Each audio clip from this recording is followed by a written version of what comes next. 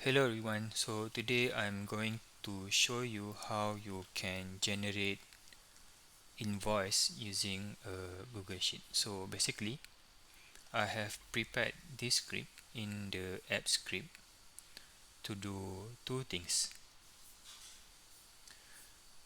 The first one is to format your sheet to have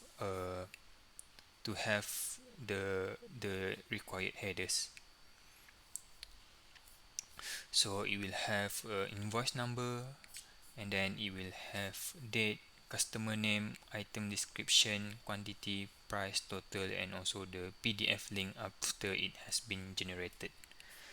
Okay, I have prepared this dummy data. So what I will do now is I will copy this dummy data and paste in into here. Okay, and the second thing is I can run the second step to generate the PDF. Okay, after it has been successfully generate the invoice, you can click on the generated link.